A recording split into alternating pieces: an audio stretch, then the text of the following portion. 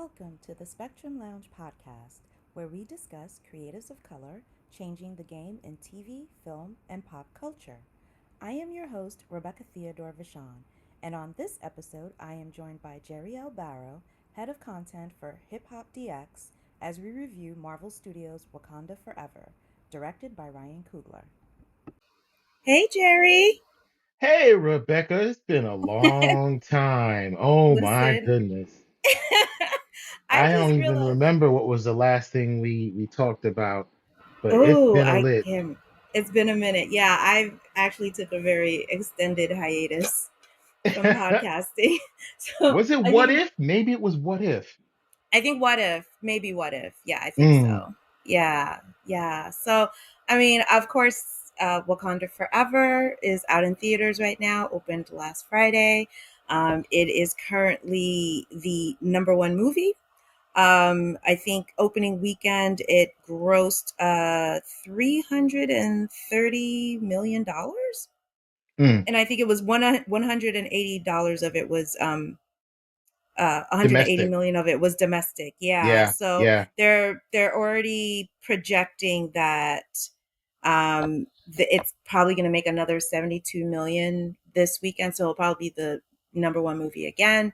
um a lot of box office pundits are wondering if it's actually going to make the $1 billion mark, because Black Panther, of course, made 1.3 billion. So the question is, will Mm. the sequel be able to replicate the box office success of the original one? So I don't know. I have my own theories. We'll see what happens. That's a tough uh ask. That's a tough ask. yeah. I'll honestly say they shouldn't be expected to, and I don't think Mhm. it will.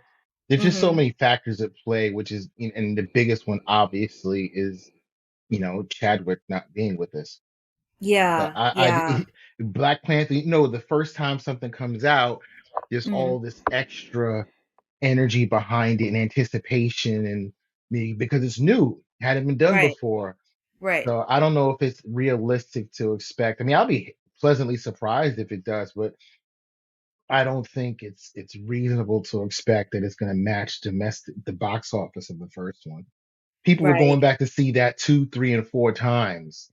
You Yeah. know, Well, there's you don't. definitely the rewatch, or the rewatch value of Mhm. Wakanda Forever. I mean, I'm one of the people I paid to see. Like, I went to see Black Panther. I saw it in a screener. I saw a media screening, saw that for free, and then I went back at least four more times, like paid Oh out of my yeah. pocket to see Hmm. that. With Wakanda Forever, I mean, like, number one, when the movie came out, I mean, you and I both agreed that we wanted to kind of sit on it, because you had screened it from last month because you got to interview Ryan Coogler, and I definitely Correct. want to talk to you a little bit about that.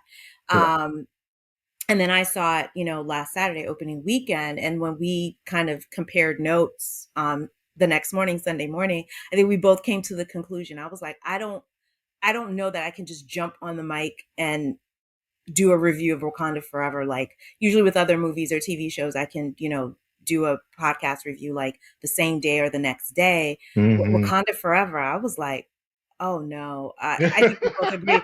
I was like, there's a lot. Is It a was a lot. lot. And I mean, I'll be the first to admit that um when I saw it, um like, I was emotional. I cried a couple of times during the movie because I kind of braced myself, and people, there were like little spoilers coming through, so I kind of prepared myself for certain plot points. Hmm. um but honestly, it really didn't hit me until the next night. So I saw it Saturday night, and Hmm. then Sunday night, I specifically remember brushing my teeth. I had just showered, done my, nighttime regimen for my skin. And then I was Hmm. brushing my teeth. And then all of a sudden I just broke down and just started crying. And I was just Mm. like, I was like, where is this coming from? Um, and it was like, I think it was a delayed reaction. Like, it was fine. Mm. Like, the movie was really hitting me like that. Like the finality of Chadwick being gone, like, Hmm. he passed away in August 2020. He had been diagnosed with colon cancer. I think as early as like 2016, 2017. So I mean, this was like a 5 to 6 year battle for him. And then yeah, I mean, so we were already dealing with that grief, and then to go back to the movie, and of course they wrote in, his death. They also had T'Challa die off screen, and it was just like, I mean, we'll talk about this. This movie, there was a lot. There was so much grief in this movie, and I think it's different. I mean, yes, there was grief in Black Panther, clearly. With Najubu's death, it was still under the specter of T'Chaka's death from Civil War, but this just hit different. Wakanda Hmm. Forever just hit me different in a way that I just wasn't prepared for, and I was just like, I was having a conversation with someone because we were already seeing like the hot takes and the reviews and, of Hmm. Wakanda Forever. And, I was talking to a friend of mine, Shannon Miller, and I told her, I was like, this movie requires a different type of toolbox. I think like as film critics, like I just felt like whatever tools I had been using before in critiquing movies, I just feel with Wakanda Forever, you need a whole set of tools. You need a whole different toolbox because the context of how this movie came to be and the narrative changes all stem from a very real death of Absolutely. Chadwick Boseman. So I was just Hmm. like, it's not to say, I'm not saying that the movie can't be critiqued. That's not what I'm saying. What I'm saying Hmm. is that I think there has to be a lens of empathy. There Hmm. needs to be some context with that. Hmm. And, just real quick before you give your thoughts on it, the other thing that I was thinking too is that the audience, we as the audience going to see Wakanda Forever, we are not the same people that saw Black Panther in 2018 because Mm. we've experienced grief as much. It was sort of a collision, right? Because there's all this grief in Wakanda Forever, and we as the audience, as the movie members, we're walking in, we're still living under the specter of a pandemic, and I'm not even going to say post pandemic. We lost a Right. million people. Right. We were sheltered in place. We lost jobs, we lost family, we lost people who did have COVID, and now we're finding out the effects of long COVID. We're Right. like, I don't even think the healthcare industry is even ready for like the after effects of what this virus has done. And so like we're walking in with our collective grief as well. So I was just like, wow. I was like, I'm definitely not the same person that sat down, and I mean, yes, of course we change, but like I'll just say this quickly is that with Wakanda Forever, one of the themes that I saw, and we'll talk about this, is there was definitely a loss of innocence. um Mm. that's what I was feeling, and I think that was definitely coming from Ryan. But Mm. I'll start with you first because I wanted to get your initial thoughts on what you thought of Wakanda Forever and what Oh you man, liked, and yeah. it was so it was a challenge for everything you just said because we're coming out, you know, you're right, we're not post-pandemic. We're still in it. I still have a mask in every pocket of my coat and jacket when I go out. Hmm. And I'm struck by, we'll get into this in different ways, but I was struck by my first question going in was how are they going to deal with T'Challa's death? Not Right. Chadwick's, but T'Challa's.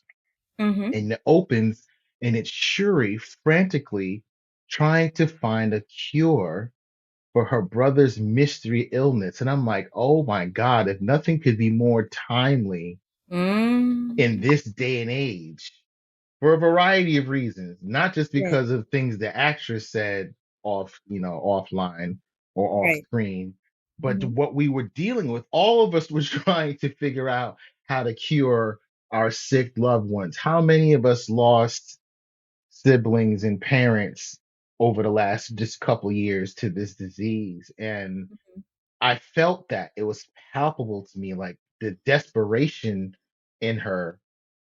Obviously, I knew that she wasn't going to find a cure because we all knew that Chadwick was gone. So I Hmm. was just really taken, I want to say taken aback, like, because I wasn't offended by it. I was just like, oh, we're starting like this. Like we're not even getting a chance to catch our breath. They are, you know, it's not subtle. It's boom. He's dying. Mhm. They're trying to find a cure, and here's Shuri, and then she fails, and we watched Black Panther die on Mm. screen already. So it's like Right. now we have to deal with it for real. Mhm. And knowing that the actor is no longer with us, it's like I can't imagine going into Superman 2 knowing that Christopher Reeve died and that we're not going to see him in this movie, or Mm. going in to see Matrix 2 and knowing that Keanu Reeves died and Mhm. that whatever we're about to watch doesn't have him in it. That's Right. what we were up against. People don't understand how, I mean, maybe they do, but how big it was or how difficult it was for all of us to go into this film to want to hope and push for them, but knowing it wasn't going to be the same. So I wasn't looking for it to be the same. Mhm. That said, I think Ryan and the team did an amazing job with what they had. Like under the circumstances, being able to come up with a story that still did honor to Chadwick, did honor to T'Challa, and still grappled with all the complexities of being the Black Panther without Mm. him. I think they did an admirable job. I think where they really put their foot in it was the backstory for Namor. They gave us such a thorough and lush origin story for him. I don't think we need a Namor movie. The first thing people were saying is, "Are we going to get a Namor movie?" And I know a lot of that was driven by lust for the actor that plays Namor. They want a whole movie of him. What do they I'm call just him on Twitter? They're calling him Aqua Poppy. Aquaman. That's funny. Well, for me, he's always going to be Mr. Nimbus because of Rick and Morty, right? He's Oh, always yes, going to yes. be. Oh, that's a great That's a great comparison. He really is. He He's really is. definitely Mr. Nimbus because and it was so funny, not to deviate too much, is he's a super sexual being, which is what everybody is doing to Namor, right? Mhm. They're turning him Mhm. into this object of sex and wanting to and fantasizing about all the things they want to do to him, but that's Mr. Nimbus. He's the motherfucker that. Yeah, so well, let's start with so let's talk about cuz I definitely um watching the movie, I mean just the fact that um going back to 2020, the original script that Ryan Coogler and co-screenwriter Joe Robert Cole, they had written a script for Black Panther 2. Mm-hmm. Mm-hmm. And for anybody listening, I highly recommend there is the official Wakanda Forever podcast that is hosted by Ta-Nehisi Coates. The first Mm. episode, if you have whatever platform you listen to your podcast, Spotify, Apple, I think it's also on YouTube. The very first episode of the Wakanda Forever podcast, the guest is Ryan Coogler. Um, and it's about 40 to 45 minutes and everything, and so they really talk about um Ryan mentions the fact that, and I mean he had said this a couple of years ago, that they had a script for Black Panther 2. They had a script for Black Mm-hmm. Panther 2, and if I remember correctly in the recent interviews, I think Coogler said that it was going to deal with T'Challa dealing life post blip after Endgame, and Mm-hmm. what Mm-hmm. would Wakanda would look like after that. So there was a script for Black Panther 2. He and Joe Robert Cole wrote it. I think they finished it about a couple of weeks before Chadwick passed away. Of course, at the time, as we're all finding out, a lot of people did not know that Chadwick was battling colon cancer. He pretty much kept it a secret from his coworkers, directors, everything. Um, and Yeah. so on the podcast, Chadwick talks about the fact that when he finished the script, because Ryan and Chadwick were more than just like director and actor, like they were friends and they were brothers. They were very Mm-hmm. collaborative. So on the podcast, Coogler says that he calls Chadwick, called him on FaceTime, and to tell him that he had finished the script. And Coogler was like, Chadwick actually asked his wife to leave the room because they were like, anything that's Marvel related or Black Panther related, you had the NDA. Even he couldn't even tell his wife or his fiance at the time. Right. Right. So Right. he told her to get out of the room, and Coogler said that the thing that impressed him or that he noticed about Chadwick, because they were talking on FaceTime, is that Chadwick looked really tired.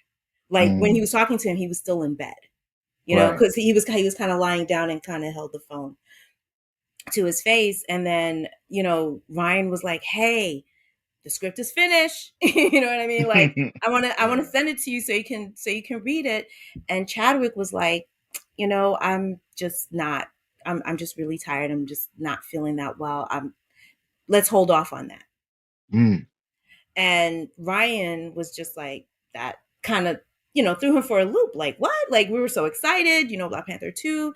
But then seeing how, Chadwick just didn't, like, kind of looked under the weather, he was like, all right, he was a little perplexed because, you know how it is. You're a screenwriter, you write something, you want people to read it to get the feedback of and everything. course.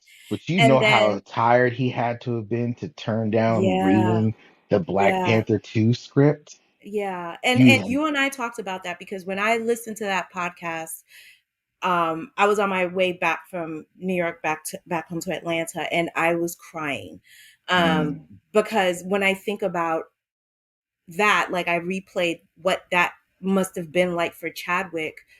You know, I mean, of course, Ryan didn't know what was really going on, and hmm it broke my heart for Chadwick to know that he wasn't going to be here for Black mm, Panther 2 because he died 2 weeks later. mm, And the thing, and another great thing that I loved about the podcast is how, and this is just to give people context of what's going on when we talk about Wakanda Forever. um you know Chadwick had been cast as T'Challa, Black Panther, back in 2014. This was the hmm year before, just when they decided, when they were doing Civil War. They were about to go shoot Civil War, and Nate Moore, who is one of the Black producers over at Marvel Studios, had been really advocating for years for, T'Challa to enter the MCU. And then he finally saw his opening. He was, one of the producers for Civil War, and he was like, "This is it. This is the project. This is when we're going to bring T'Challa and Wakanda into the MCU." So, if I remember correctly, I think Kevin Feige had seen Chadwick's work on 42, the Jackie Robinson biopic that he did. hmm And he was like, because they were on the hunt. They were doing an extensive search for who they wanted to play Black Panther. And Feige was like, yeah, this is our guy. Nate hmm Moore had really advocated for him. So, our first introduction to T'Challa, Black Panther, with Chadwick in the role, was in Civil War. And Ryan, I love that he said this. He was like, I don't think people will understand how many battles Chadwick, behind the scenes, how many hmm battles that he fought. Like, he was literally like an ambassador of Wakanda Yep. and the Black Panther Yep. character. And he was like, Chadwick had to sit in rooms having really uncomfortable conversations with a lot of these executives, because one of the debates was, what accent was T'Challa, Black Right. Panther, supposed to They have? wanted to From go with what some British accent or something. Yes, they said that, and it is Chadwick that advocated. He was like, absolutely not. He was like, if this is a fictionalized African nation that has never been colonized, that has never been touched by imperialism, it makes absolutely no sense for him or any of the Wakandans to have a British accent. They should Right. have African accents, or hmm Wakandan accents. We'll say that. hmm And I think, like, let's think about this. This was before he became T'Challa, Black Panther. This is an actor, he had been working in the business a long time, but he had maybe like a couple of movies under his belt, hmm And I mean, and Ryan said this. He was like, he didn't have the power of a Robert Downey Jr. He didn't have the power of a Chris Evans. He didn't have the power of a Chris Pratt, who could walk into a room and be like, "Oh, this is what I want for my character." You know what Yeah. I mean? Like, this Yeah. is, they're like, "You're a newbie," but hmm and remember, he didn't have Ryan at the time. So Right. he was fighting. So Ryan was like, he was fighting these fights before I even got there, hmm And so once Ryan came on board. So from what I understand, Ryan was brought on to, when they finally decided to do the Black Panther movie. They saw the reaction to T'Challa, Black Panther, and Civil War, and they were like, "Yeah, we got a green light a Black Panther movie immediately." And then, Hmm. of course, that brought on the hunt for a director. We know that Ava DuVernay had taken a meeting with them, but Hmm. um, their visions just didn't mesh. And Hmm. then I think that was when Creed 2 came out. Hmm. And then everybody had been talking about that. And then that's how Ryan got the job. I think, he came in with his presentation. They were like, yeah, okay, this is good. And Ryan and Chadwick met and they just got along amazingly. Hmm. Hmm. So this is all to say that, like, for Chadwick, the like, I understand the recast T'Challa campaign. I understand the motivation for it, but I also understand that for so many people, Chadwick Boseman is Black Panther. They're enmeshed. And Hmm. there's a reason for that. It was more than, oh, I just took the role. It was like, no, he was an advocate. He was a fierce advocate he was very protective of this character and the depiction of Black people in this movie. And because of the relationship that Ryan had with them, I mean, it was something that they created together. Yes. Um, so we feel that, like, in Wakanda Forever, there's just this sense of loss. Like, Yep. like the center has been lost, and so it's just like, it's almost like this vacuum where you're just circling around like this hole of nothingness. You know what I mean? And Ryan is just trying to, now that Chadwick had died, he had to create a whole new script. Yep. I can't even That's imagine what that's like. crazy. Like Yeah, you lost, yeah. and it's not like you lost, and this is not to diminish anyone's death. You didn't Hmm. lose a character who was like third or fourth down on the call sheet. This wasn't like the Matrix trying to replace the Oracle, right? Right. This was you were replacing this is your lead. Hmm. This was your lead character and actor who was now gone that you now Yep. had to move on without. I Hmm. can't think of another franchise or film or any project, with the exception of maybe was it Spartacus, Hmm. that Yes, Andy Whitfield. had to Yep. pivot after the Woo. loss of their star in this Hmm. way. But even with Spartacus, they had more time. And it wasn't Yeah. all the context and everything wasn't attached to that one character the way it was with Black Panther. He took, and as an impossible situation as it was, I couldn't think of anyone better suited to take on this particular challenge than Ryan Coogler. And I think Yeah. he did, for the most part, he did the best he could with what he had. He Yeah. got obviously stellar performance out of Angela Bassett. I love me some Nakia and Okoye. I think Letitia was good. Was she Hmm. great? No, but I think even Letitia will tell you she was just good. Hmm. I think she did what she had to do to um, honor Chadwick and not fumble. But Right. I don't know if we want to go that far yet. But I'm not convinced she wants to keep doing this. Okay, so I think let's yeah, I definitely want to put a pin in that because I want to talk yeah, about the ending and yes, what the future of the Black Panther, at least by the ending. So just letting people know that mhm, this is going to be a very spoilery, heavy review. So if you've not seen Wakanda Forever, please shut this off. Turn this off and come back.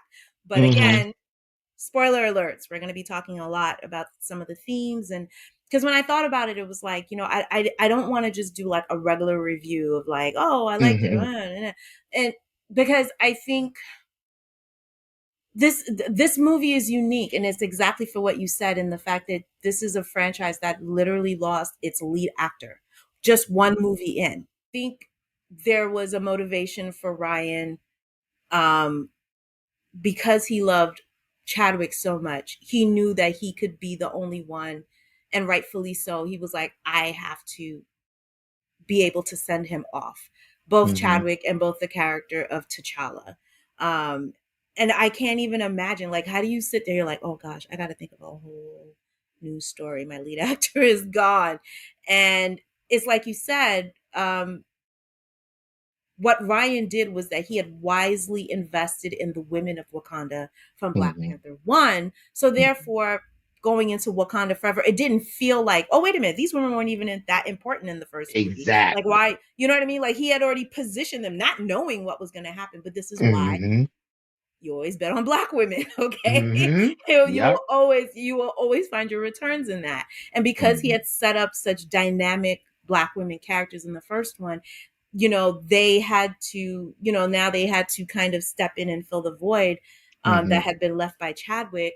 And I think for the most part, um, I think it did a serviceable job. Like Angela Bassett, come on now. Amazing.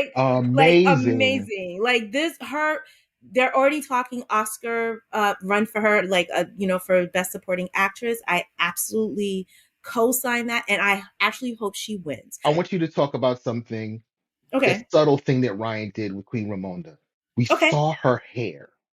Yeah. She took her crown off, and under her crown was Hmm. this gray white mane. Yes. Talk to me. Talk to me about how you reacted as a black woman seeing um that.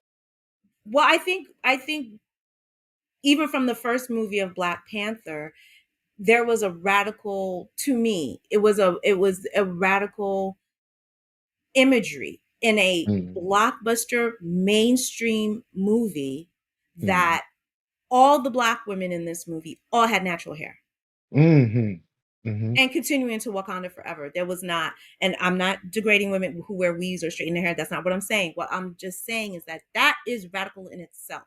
Like Yes. even the men, even the way that Michael B. Jordan wore his hair, the way Killmonger's hair was, Mhm, even T'Challa's hair, it was like in these little twists, and Killmonger had the short locks. Like these were, mhm, it was just, I forget who the hairdresser, the hair designer in Black Panther Wakanda Forever, but the work on the hair was just gorgeous. It was just like, mhm, and it just made me so happy. Like you have bald black women, women with locks, women with braids, women, you know what I mean?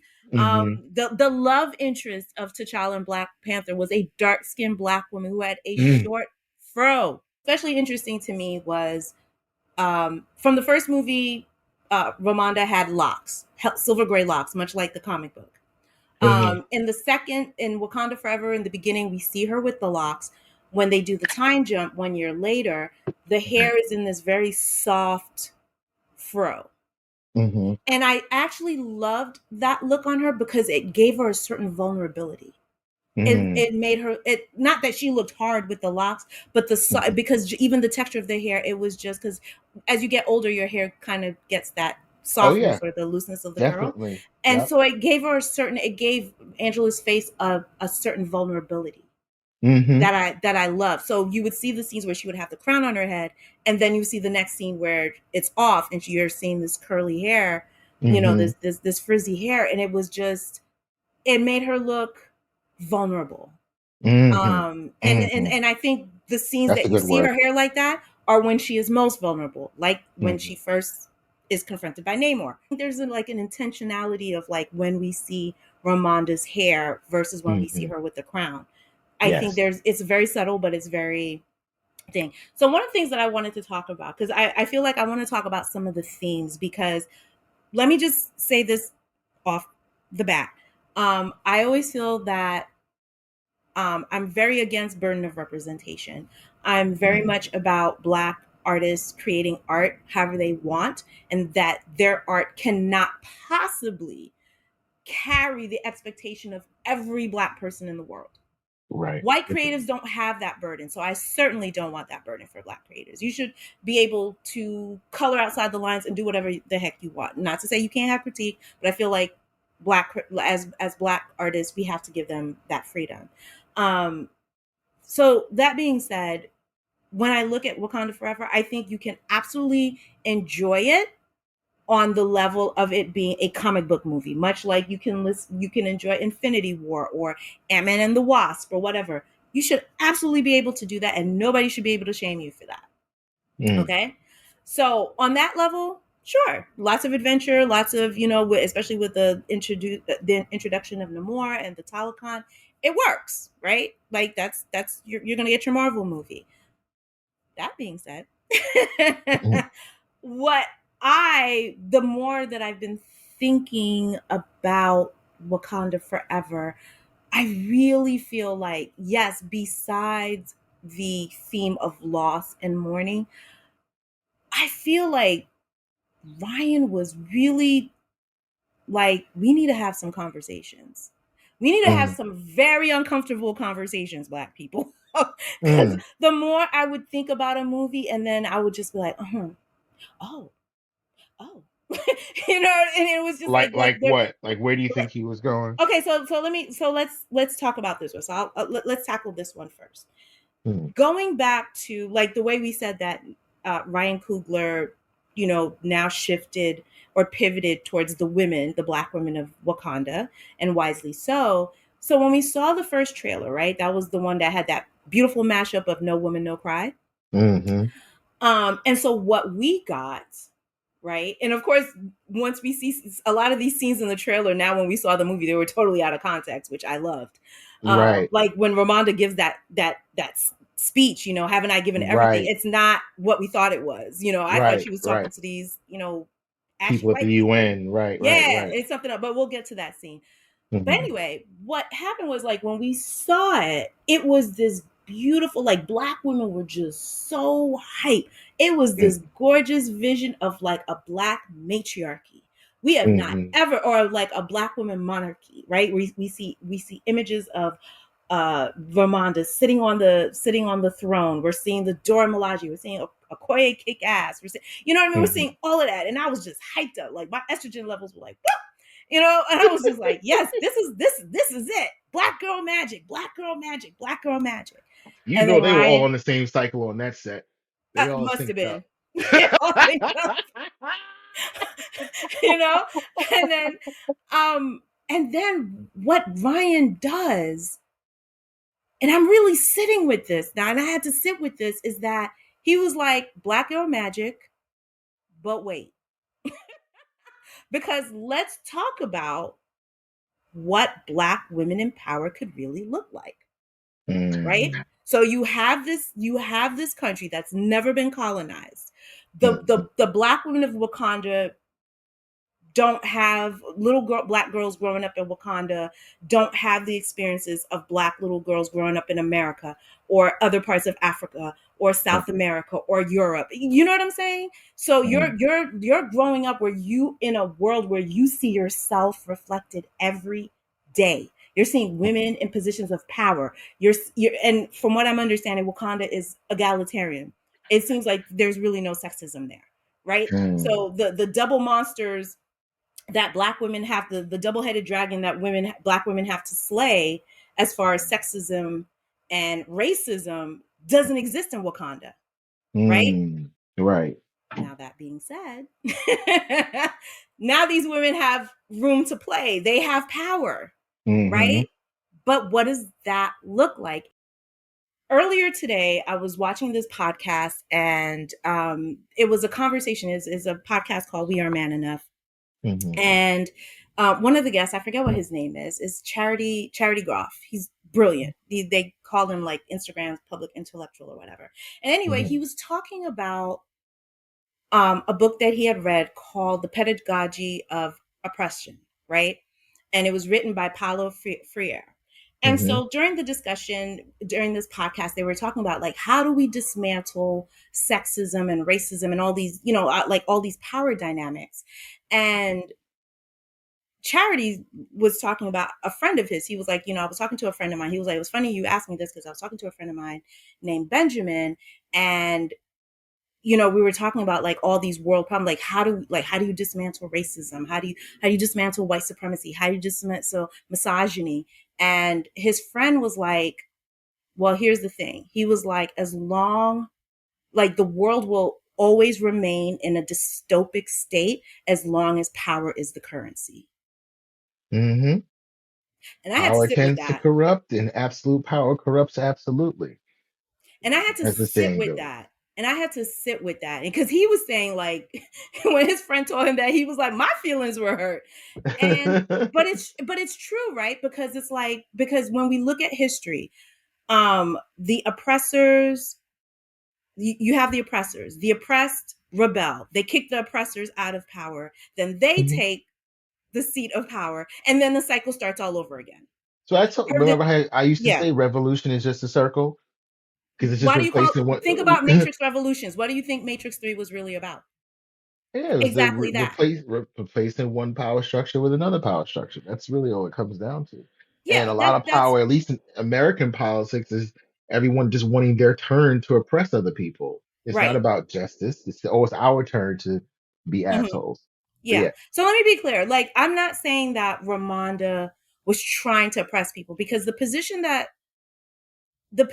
Wakanda and Talokan, Wakanda Hmm. was more like, we need to preserve our resources. The resources being vibranium, right? Hmm. So they're more in a defensive. They're not offensive. They're not trying to take over the world like Hmm. Killmonger. They're more like, we're trying to protect. Hmm. Because they started out as a very isolationist, monarchy or whatever, and then as we saw in Black Panther, Nakia and T'Challa comes to find out, like, we can't just stay in the shadows anymore. We have to go out there and we have to help our people, and just trying to create this connection in the African diaspora, right? Work. That being said, I do think that Ryan was making some points in Yes. how white supremacy with resources, let's say, so the resource here being vibranium, will make Mm. us turn on each other, Yes.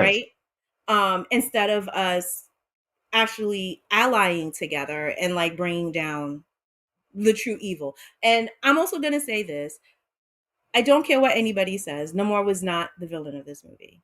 While he did Mm. something questionable, not questionable, something that I did not like, was he Hmm. the true villain of the movie? No. And I think that's what No. Ryan was trying to say, is the fact that the real villain of this movie were the white people. It was Yeah. Val. It was And that all and the and yeah, I go ahead. have a feeling that that was the part that was amplified in the second script Mm. because they said, all right, we got to fill this space. Let's Hmm. now use this as a launching pad for the next phase of the MCU. Let's tie in because I can't say this for certain, but Hmm. I'm wondering if Riri Williams was supposed to be in the first script, or if she was. I feel like Ryan Coogler, she was cast in like late 2020. Like it makes Yeah. sense in the whole technological landscape. Like she's a Hmm. genius.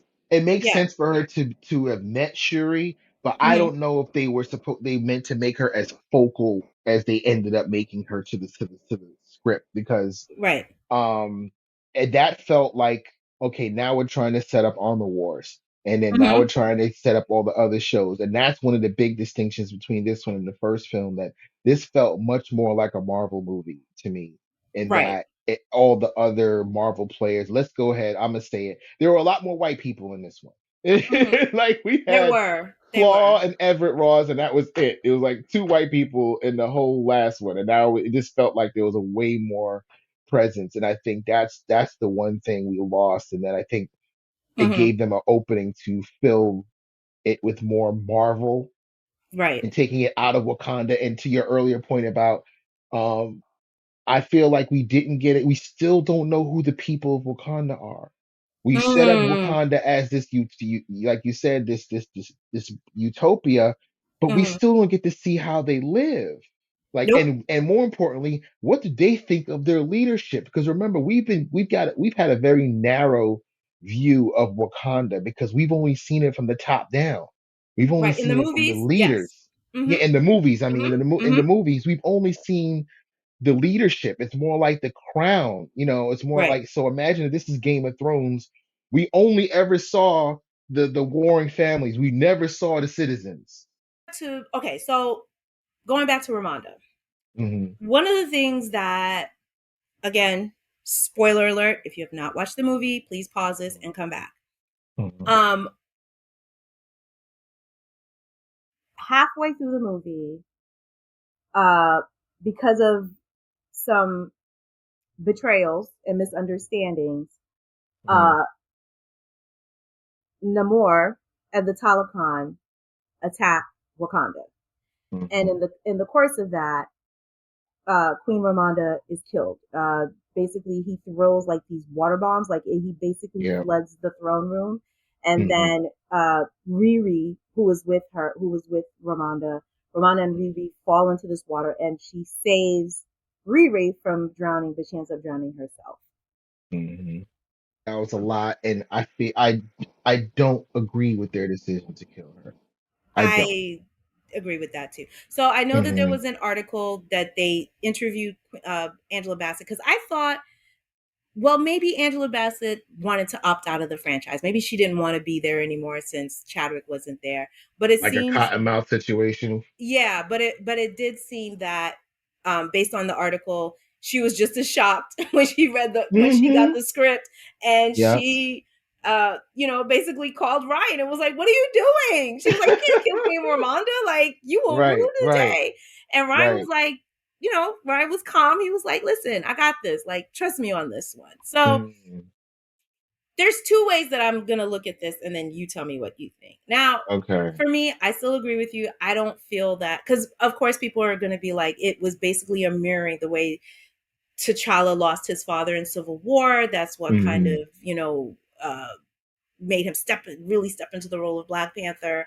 And so they Right. were kind of mirroring that with Shuri, using the death of Ramonda to kind Hmm. of, because at this point, Shuri didn't want to take on the mantle of Black Panther. She was just like, Right. I don't really. And also remember from the first Black Panther, the purple, what was it? The herb? The heart shaped Um, herb. the heart shaped herb had been destroyed by Yeah. Killmonger, and so Hmm. there was no, there was none left. And so Shuri had been trying to replicate it, but it wasn't working. And she was like, I just, and when with T'Challa dying, she was like, there's no more Black Panther. We don't need that and stuff. But now with her mother dying, she was motivated. And I want to talk about this after we talk about Ramonda. She was now motivated mostly for vengeance to avenge her mother. And so now she decides to take on the mantle of Black Panther after Ramonda dies. But then, like I said, you're sitting in your thoughts. I'm processing. I'm Hmm. processing. I'm Hmm. processing. Right. And Right. then I came across a tweet. I'm going to read the tweet to you. Hmm. And then what it did is it kind of helped me reframe Ramonda's death. Not saying I still agree with it, but it helped me to see it from a different perspective. So this Hmm. was a tweet from Phantom of the Dystopia at this little Stan girl. THISLILSTANGIRL. So Hmm. in the tweet, she has a picture of Shuri and Namor. Hmm. This is what she wrote. A Hmm. god kidnapped a princess, gave her Hmm. a dress, his Hmm. mother's bracelet, showed her his underwater kingdom. He Hmm. proposed they burn down a world that has wronged their kingdoms. Hmm. She refuses, bests him in battle, and he immortalizes the fight in art. Remember the mural that he did at the end. He Hmm. immortalizes this fight in art. This Hmm. is a fairy tale. Right. I saw that. I And saw I that. was like, hold up. So then I read that tweet and then I replayed the actions of, and it's exactly that.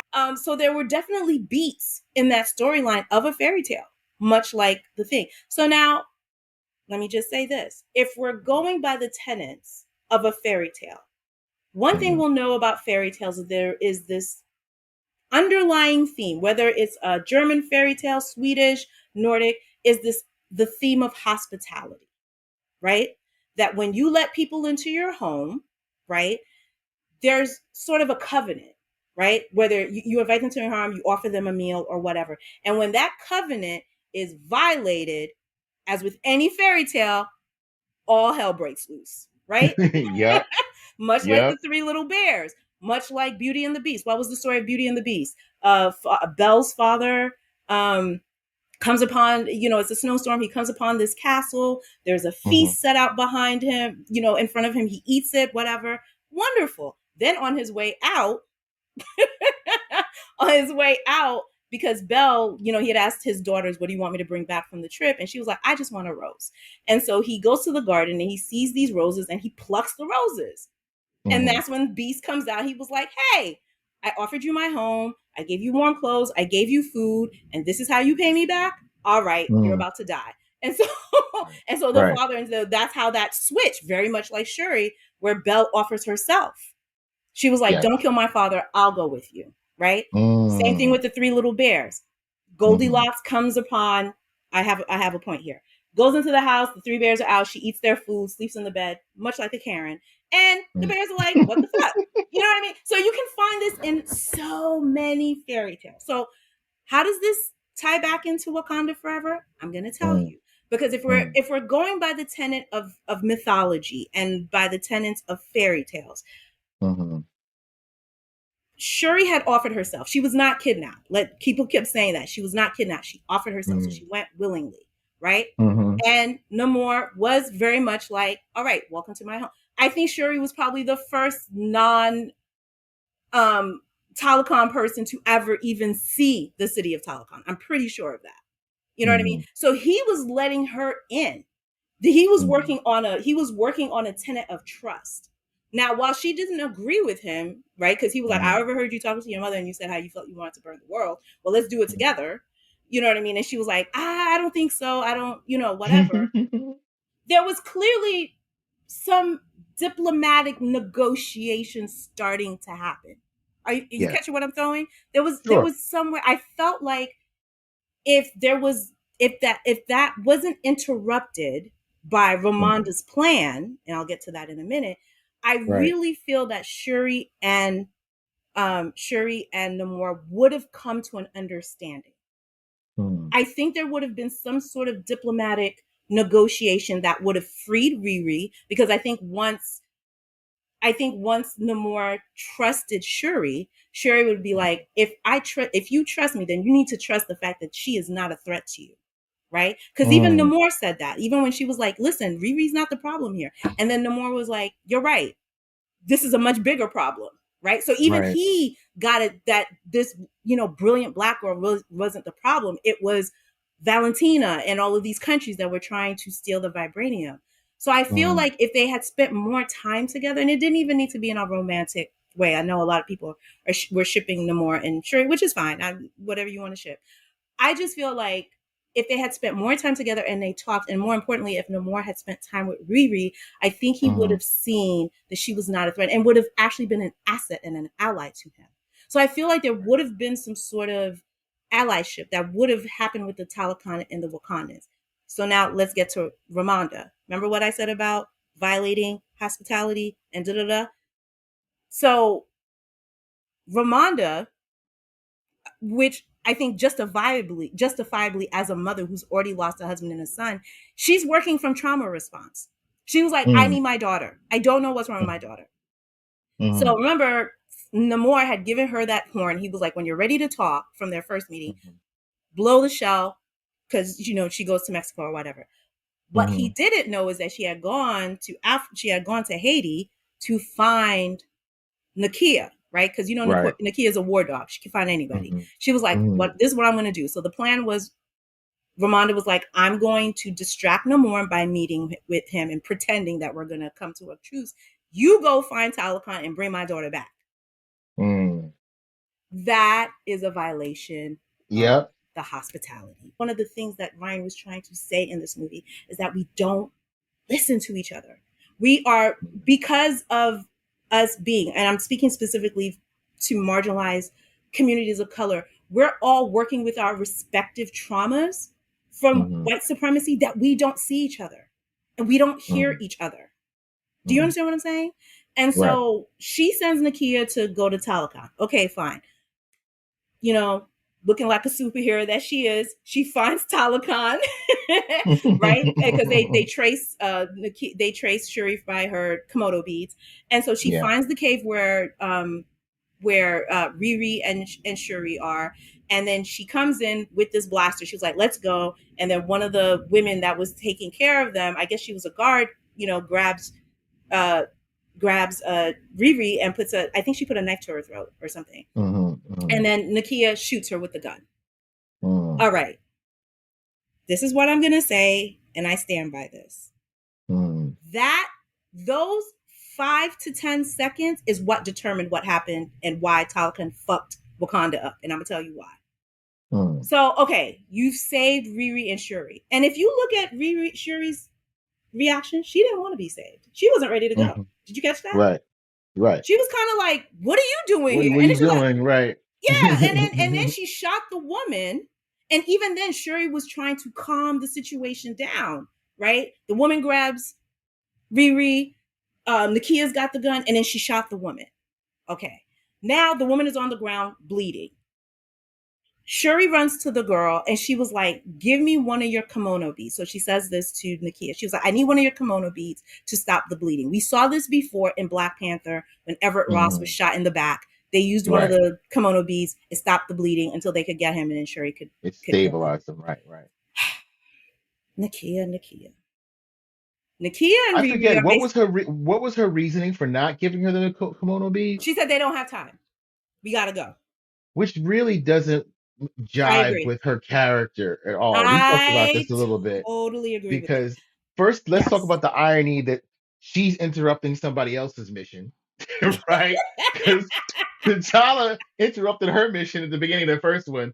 Now she's Woo! interrupting Shuri's mission, Uh-huh. and the whole idea that she would leave somebody to die, like when she, on her own mission, that little boy that was part of the abductees, Yeah, she was like, he was just a boy, bring him back to his exactly. people. She The was just way empathy. more compassionate. She made way more Mm-hmm. empathetic. And especially considering what we find out about Nakia later at the end of the movie, it Yep. absolutely makes even less sense that she would leave somebody to die. Like And that part, and I feel like they just needed something narratively to justify what comes next. But for absolutely. those characters, it didn't make sense. Absolutely. For that This is character, it my didn't make sense. yeah, this is my theory. Would Namor have been upset if Shuri was rescued? Gone? Yeah. Sure. Yeah. But the fact that you let that woman die on the floor. Like that kimono Hmm. beads, because remember, the Taliban have vibranium. I'm pretty sure Right. they could have healed her. They just needed enough time to Hmm. patch up the hole, to stop the bleeding. Hmm. And I'm sure by the Hmm. time Namor and them found it, would he have been upset? Yeah, he would have been pissed. Hmm. But this woman died in his hand. And we don't know what the relationship between Namor and that girl was. He called her my child. That could have been his daughter, his niece, Hmm. his cousin, his sister. Well, he was We a don't know. god, so all of them were his kids. But Yeah, he's she was 500 years she old. mattered. Her Right. life mattered. Is all I'm saying. Exactly. What it did is, besides what I'm saying about the code of hospitality and the code of negotiation, of political negotiation, what it did is this showed that Ramonda's leadership, her strategic skills in that specific, it wasn't good. What Ramonda did, right, Mm-hmm. is not that much different, or at least the reaction as a leader leading, being led by your feelings instead of strategy. Hmm. That's Rob Stark from Game of Thrones. Wow. Let's think about this. He was supposed to marry one of Frey's daughters, right? Mm. He ended up falling in love. The thing was, like, they're in the middle of the war. Catelyn, his mother, was like, "Listen, you got to Mm-hmm. marry this girl, okay? Because Mm-hmm. we need we need the political alliances that we need, and a marriage between that, Mm-hmm. that will definitely help turn the tide of the war." Right. Rob, who was like, "But I love her and I want her," Mm. and mind you, the girl wasn't even royal. And I mean, I'm just saying, like, if we're working by their tenets, Yeah. he disgraced daughter and was like, "I'm not marrying her," and married a woman who was not of royal blood. Mm. And then had the audacity to go up Mm. in this man's house to then ask for help. Mm. We're talking about the Mm. Red Wedding episode. Yep. Now, Yep. when I revisit Game of Thrones season 3, like when Red Wedding first happened, like I was just traumatized and I was like, Of "Oh my God, how the course. fuck did this happen?"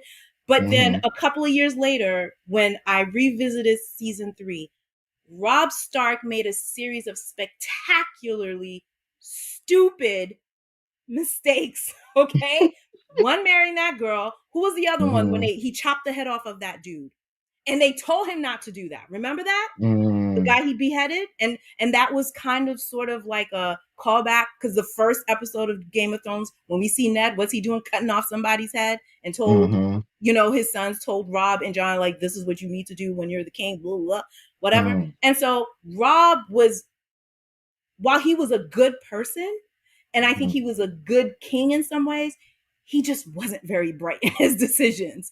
You know what I mean? Like, I was like, "All right, so you want to marry this girl?" I was like, "At least wait until the war is over and then marry her." Right? Mm. Like you just, and it was like how he walked up in this man's house. Like his wife Mm-hmm. was pregnant. Yep. So not only did you diss my daughter, you're coming bring your and so I mean, when you think of Red Wedding, where did they stab her? Right in the goddamn stomach. Yep. They're like, yeah, they were like, we're killing the bloodline right here and there. Mm-hmm. You know Yep. what I'm saying? And so it was like, while I felt for Rob and I loved Rob, but he Mm-hmm. was flawed. He was Yep. led by emotion. And the thing is, when you're a king, sometimes, or when you're on that throne, you have to make a set of difficult decisions, right? Mm-hmm. I'm certainly not saying that Ramonda should have let Shuri die. Of course, that's her daughter. Of Right. course, I understand that. But again, she wasn't harmed. Mm-hmm. Namor told her that. He was like, she's good. Okay, so let's talk. I feel that if she had not activated that covert mission by Nakia, I think things would have played out differently. Right. But they wouldn't have had the conflict to move the story forward. At Right, least not this right. version. They could have Exactly. definitely had room for different conflicts. They could have come Yes. together and gone after the white Yeah. people that were trying Right. to steal the vibranium, which is what we were all hoping they would do, but Exactly. that didn't Exactly. happen. Right. Yeah. She was just a bundle of trauma. A Yes. bundle, and you do not make good decisions when No. you're working from that. She was just like a walking exposed nerve. So then when Yeah. she snapped on Okoye, when Okoye had to come back and report that Shuri Hmm. had been taken, Hmm. had disappeared with the Taliban, and then she went off on Okoye, was she telling lies? No. No. That's what was so She, poignant about that scene for me. It was like, oh, you forgot. Like, yeah. because that was ill the way, what we saw who the Dora followed when Killmonger took over and Mm-hmm. sent Ramonda scurrying into the mountains to ask the Jabari for help. Yeah. So of course she didn't forget that. Namor, of course, if we talk about him too, he was definitely working out of a sense of trauma, right? When we get his backstory, we Hmm. understand, that his tribe, his mother came from a tribe that had been colonized by the Spanish, and then Hmm. they basically drank the vibranium. That's why they're Right. blue. Right. So their shaman or their priest basically made this thing, and they were like, if you want to protect your baby, you need to drink Hmm. this. And they woke up, their skin was blue, but then they couldn't And couldn't breathe they couldn't air. breathe, and they had to go into the ocean. There's so much in that. Again, fairy tale Hmm. mythology. Ryan, I see it.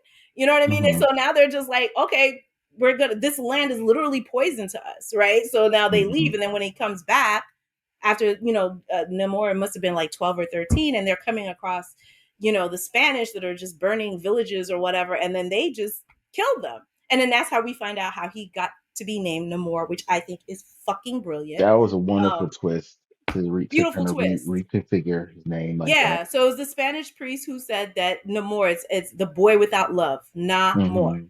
and Hmm. stuff. And I was like, I see you, Ryan. Like the way that he just, and I love how Ryan, like he just, like, I remember when the rumors of Namor were coming out, like the casting, people were casting Ryan Reynolds and all these whitey white boys. But I was like, Ryan none Reynolds, of y'all. he is Yeah, Deadpool Not forever. Ryan He's Reynolds. I mean Ryan oh Gosling. Sorry, Ryan Gosling. oh that's even Yeah, worse.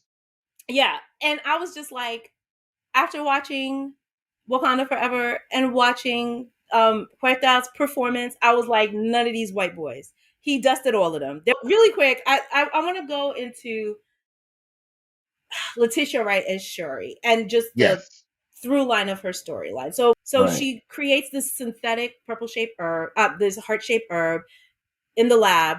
A Riri's there. vaccine? Let me stop. I'm done with you. And Nakia, I'm gonna fight you. And She Nakia's made a there. So Nakia, vibranium vaccine. Let's just say that, all yeah, right?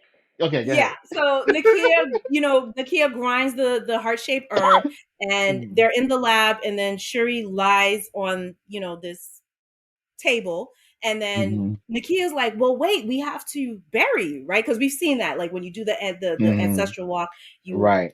you drink the heart shaped herb, they cover you with dirt, or in the case, when he was with the Jabari, with snow, and then that's how Mhm. you're able to do that. Shuri says, no, I don't need that. She was like, she puts the kimono beads on her heart. She was like, just check my heart rate. So she drinks Mhm. the now synthetic heart-shaped Hmm. herb, Valvoline. goes, yeah, goes goes into the what we now she's doing her ancestral walk.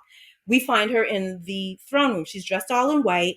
The Mhm. throne room is like water and fire, Right. much like the imagery we saw of Killmonger when he burnt Right. the heart shaped herb. Remember when he burnt it? Yes. We saw the same thing. So Yes. then we see so then she's expecting, she was like, okay, I'm going to see my mom. I need, some counsel from my mom. So then she sees the Mm. throne. She's from behind the throne.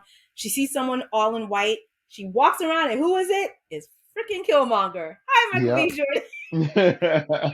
And so there's a couple of things, and then I'll hear your thoughts on it. My first Okay. two impressions when I thought about that scene, when I revisited that scene, number one, Shuri was not in the ancestral plane Mm. because we saw the ancestral plane reflected outside. Yeah. Much like when Killmonger took his, right, and he was Yeah. buried, and then he found himself back in the apartment, his Right. apartment and thing, and his father was Mhm. basically like, and again, you saw like the purple and the trees and stuff outside the window. And so Mhm. basically, Najobu was telling Killmonger, like, we're separated from that. We're Mhm. not there. You know what I mean? Mhm. So that's what occurred to me. Is like, oh, Shuri's not on the ancestral, like she's not where T'Challa was. You know what Right. I mean? So much the same way that Killmonger was created, it was a prison in his mind, right? The space or the place of his trauma, finding his dead father, he had never escaped that. And that scene was so powerful to me because the scene starts with the little Killmonger. It's not him as an Mm. adult. He's talking to his father. He's a child, the same child Right. that we saw on the playground. So he Yes. never left that. That's the thing with trauma, especially when you experience a childhood trauma or even like it's like you're caught at the scene of the crime in a way, like Mhm. you're trapped. And so now for Shuri, she's in the throne room where her mother died, the Yeah. place of her trauma, but her mother isn't there. And also, I'm also going to say that I think the other reason why it didn't work is because Shuri, up until that point, is someone who's very much of science. She doesn't really believe Mhm. in BAS. She doesn't really, she was like, I'm about my science and my technology, okay? And Yeah. so when Nakia told her, you should probably bury yourself, and she said no, that is a Mhm. key component of the ceremony, Yes. right? And I'll let you take it because you were telling me about So my takeaway from that is I was surprised, but not because that. Mm-hmm. Shuri's a scientist. And Mm-hmm. one thing you know as a scientist is you don't skip steps. Mm. When you have a formula, when you're in a lab and you're trying to Mm-hmm. replicate something, you don't skip steps. Yeah. So you had just because you had the other vibranium and you had all and the computer told you everything was right, you know that for this to be done correctly, you need to bury yourself. And this is the thing, one of the things that M'Baku got at her for. You Mm-hmm. trust in your science and at the expense of the spirit, at the expense of Wow. nature. Because you know the Mm. Jabari, their whole thing is they're closer to nature. You Mm-hmm. use The wood. vibranium, Mm-hmm. all of it for well, you know Jabari wood is something else you're thinking about. But um the vibranium was weaponized, it was technologized, it was stripped away, and in a way, that's the advantage Namor had over them too. Not to say they Mm-hmm. didn't use it as a weapon, but they had a more organic relationship with It was vibranium than literally in their blood. They drank the right. vibranium. Here we go to military strategy fail number two. The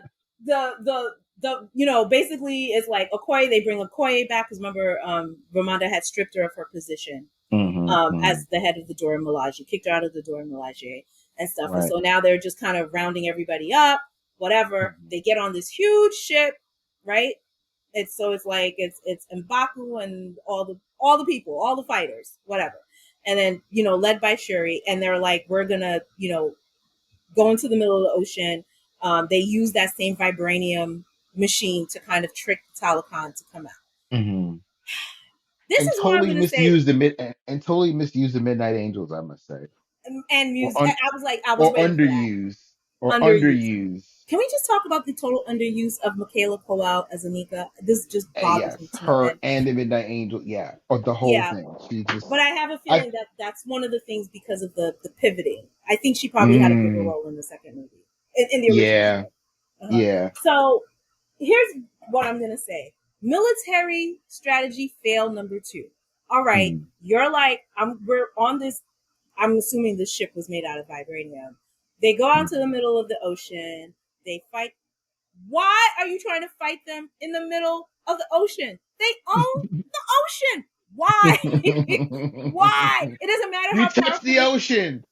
What do Oh you my mean? god. You touched the ocean. It's Mr. Nimbus's domain. You landed in the ocean, Morty. I was just looking at it, I was like, and I understand that they were trying to set it up for some big fight, but it didn't make sense. I was like, this No, ship, do you understand what's under, like, they basically control all the sharks, the whales, all the right, underwater sea right. life. They control it. And you saw how easy they took off the ship, right? It was like, I mean, it was what it was. It was brown on black violence. It was like, it was kind of like, what do you want me to say? Mhm.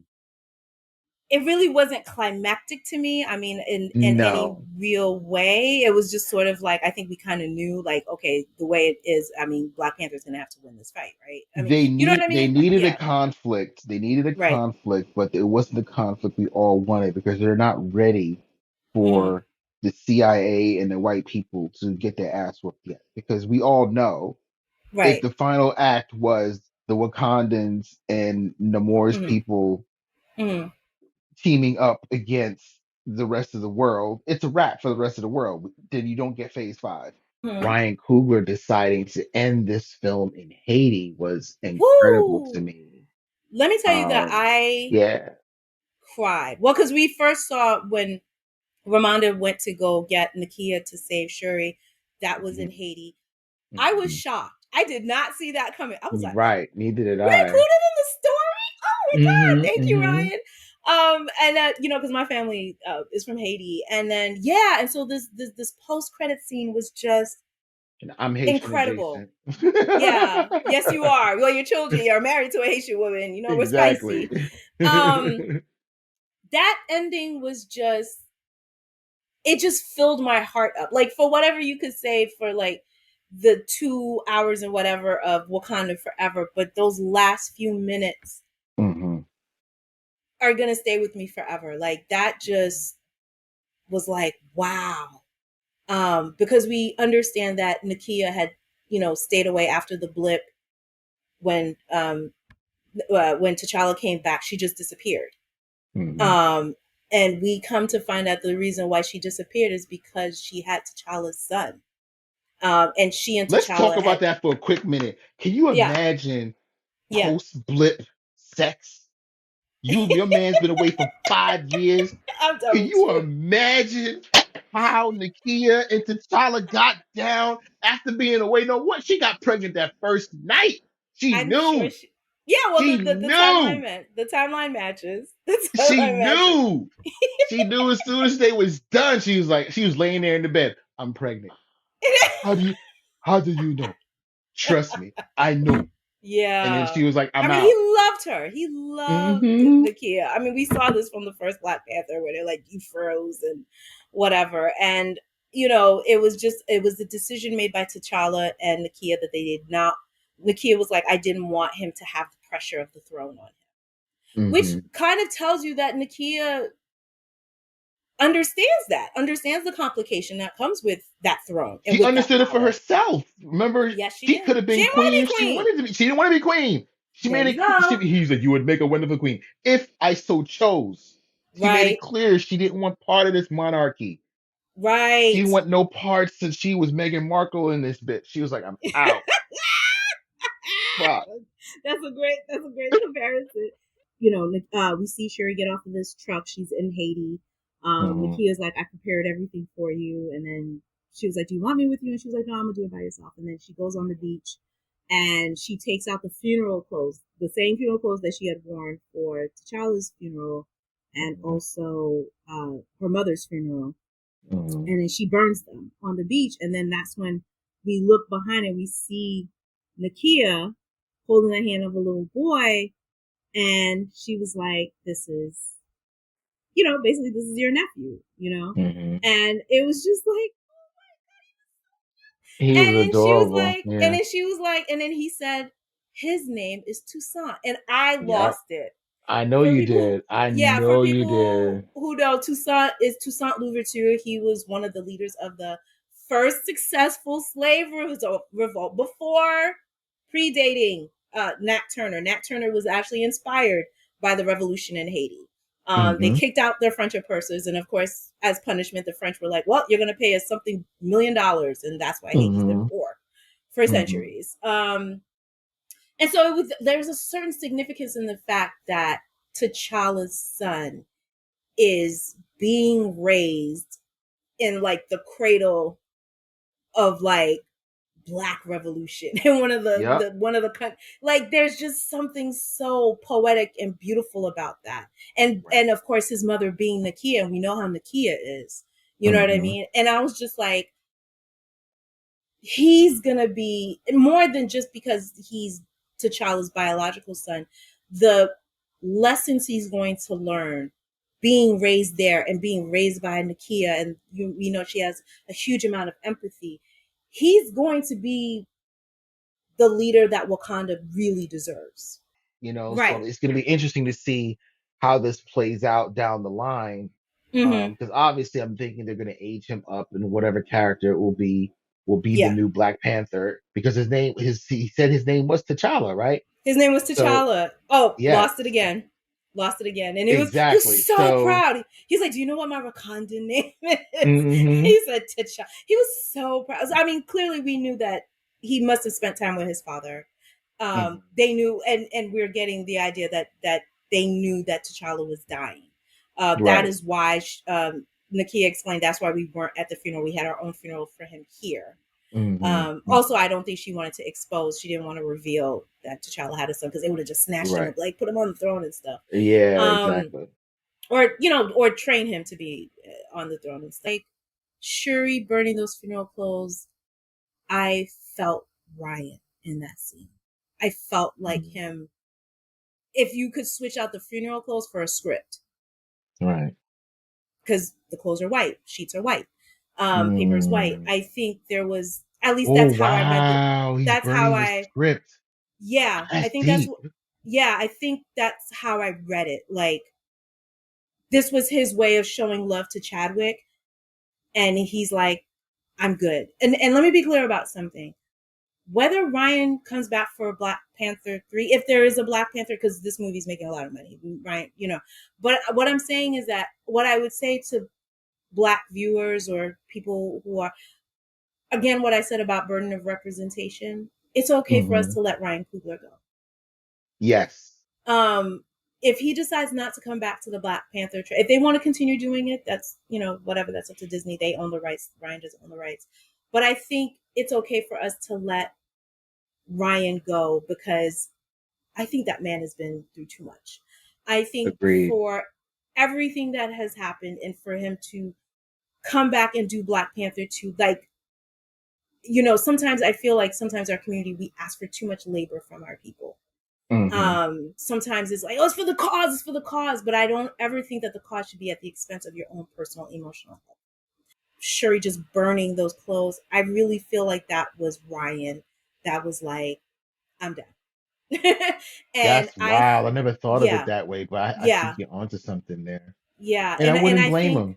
yeah, and I would not blame him. I think there's just so much incredible loss, and thinking about the cast and crew is like every day coming on set and stuff, because they said that they kept Chadwick's name on the call sheet as number one, even while he was not Oh, there, because they were like, wow. he's our king. Like that's, what I mean. Going back to his Mm. advocacy for this role in this movie and everything. So I just feel like, for me, I'm okay if they want to sit on the Black Panther thing. This thing is like we need it as Black people. We need a lot of things, okay? Hmm. But I think that we can look to other Black superheroes. We have Monica Rambeau. We've got and I'm not saying that Wakanda is not important, because if I remember correctly, Disney is working on a Wakanda world of Wakanda. So what you were saying about seeing the people, the actual people of Wakanda, we're probably going to see that.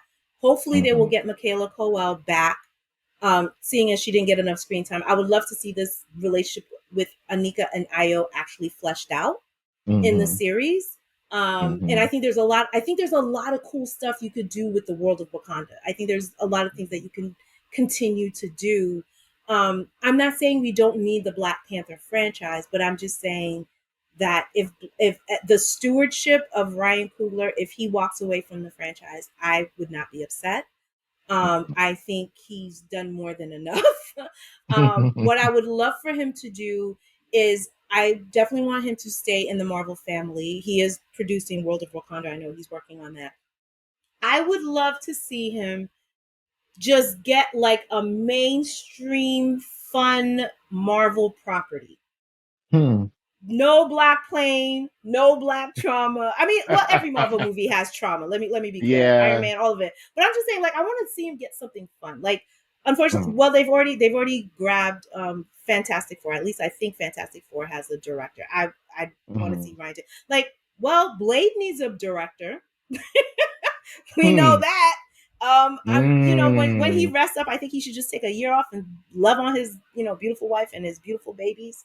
And when Hmm. he's ready to come back, I think they should just give him the X-Men franchise. I think he could do something really interesting with the X-Men franchise when they decide to do it. Like, there's a lot of Hmm. properties, a lot of superheroes, and it doesn't even have to be a black superhero. Right. Like, Right. I just feel like black directors should be able to direct whatever they want. Ryan is on fire right now, but I think he needs his rest, like, especially after doing this press tour and having to talk, like, because every time you do these interviews, it's like you're revisiting a pain, you're revisiting a Yes. sadness, Yes. and so I just want him to go 1 year, 2 years, just go off and live his life and eat and have fun and enjoy, and and I can't wait to see what he comes up with next. Like, Same.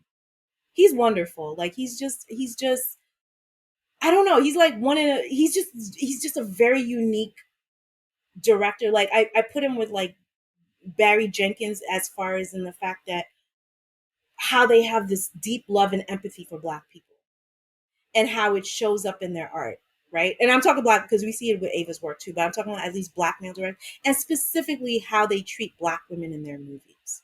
Hmm. I think a lot of other black male directors could take some notes from these two men, Yes. that you don't have to hate black women, you know what I mean? And, denigrate them and stuff. Like, you can actually make them complex and uh, difficult and messy, and you know what I mean, but still see the beauty. Like, there's like a beauty in the humanity and the messiness. Because I think as black women, it's like we just have this pressure to be perfect all the time, all the time. And this is, you and I, we watch Industry, right? Is that Mhm. HBO series, and that's one of the reasons why I love Harper. She's the She's black woman messy. protagonist. Oh, she's so messy. This girl, she fucks, she takes drugs, she lies, and I'm like, and I'm here for you, Harper. And yet, how they write her is like you root for her. You know what I Hmm. mean? And I love that. But yeah, but like with Ryan, I just feel like he has a deep love for black women. Like, I interviewed Hannah Beachler, the production designer, and she said that she was like, Ryan Coogler loves black women. Do you hear me? And Hmm. she repeated it again. She was like, he loves black. She was like, he's got a black mom, a black wife, black. He was like, I've never. She was like, I've never worked with anybody like a black male creative that just gave me space to play like that. You know what I Hmm. mean? And just and trusted my judgment and didn't question my, like, he might, be like, okay, do we want to do this? But he was like, he never belittled people. So I've Hmm. never heard a bad word about Ryan Coogler, honestly. Especially from black women. Lupita loves him, Danae loves him. The fact that he cast Michaela Colwell, like, the other thing that I love about Ryan Coogler is that he's not intimidated by being surrounded by strong and powerful creative black women. You Yeah, know, I love that. I love that about him. So, and for again, sure. people are free to critique Wakanda Forever. That's, whatever. We've seen some wild takes. But I just feel like, again, I just couldn't approach this movie as any like regular superhero movie. Like, oh, it's a Right. Marvel movie that, like it just requires something. It like there was so much of Ryan and Chadwick in this movie, and it was just Mhm. like, I don't know. Like, it was just like it felt like Ryan was trying to have a conversation with us. Like he's Yeah. trying to have a conversation with us, and so it's just like the least we can do is listen. Whether you agree with it, that's fine, but I think Mm. it deserves that. And again, if you want to enjoy it just on the level of a superhero movie, that's absolutely fine. But Mhm. I feel like there were definitely some levels, and there were definitely some things that Ryan was wrestling with. And so, lastly, I'll just say back to what I said in the beginning about this loss of innocence is that I think with the loss of Chadwick, it kind of felt it. Maybe it's me, but it felt like it. There's a questioning that Ryan Coogler has. There's a Mm. questioning of this idea of a black utopia, and what does that mean, right? And so I think that's what he was wrestling with, and I think by Chadwick being gone and like you lose the center of that, and it's like, okay, so what does that look like, and can we is it even possible to have a black utopia? Mhm. um I like to think that there's a Wakanda. I said that a few years ago. I was like, I think we all have a Wakanda inside of us and everything, but I think what Ryan is asking us to do is like, maybe we need to reimagine what that looks like. And I think with losing Chadwick, it kind of recentered it to like, oh, this is real.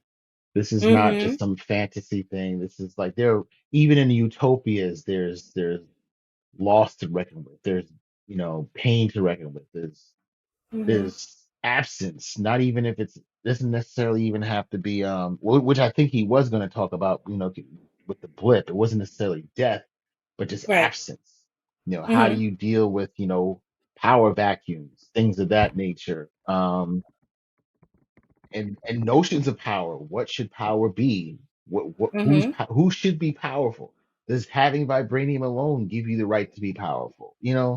There's so many things that I think he probably wanted to get to, but could only hint at because he had so much to contend with and so many moving parts. And of course, losing your main character, that's why I said Yeah. earlier, he did an admirable job considering what he had to work with. So I don't think anybody can be really too upset with what they managed to put together. That's I just my agree. my feeling. Well, thank you so much, Jerry. You're welcome. I just felt like, because I was thinking about like who I wanted to do this with, like who can I talk to, and it was just like I just needed somebody who could just have the patience to like really sit with it, and not somebody who's Mhm. like a Yahoo MCU fan, like yes, I love Black Panther, and just Right. don't want to critique it. But it's like I think we can talk about it, we can critique it, we can appreciate the things that we loved, and we can talk about the things that you know what I mean. Yeah. I think that is possible. So thank you everybody for listening to another episode of the Spectrum Lounge. See you on the other side.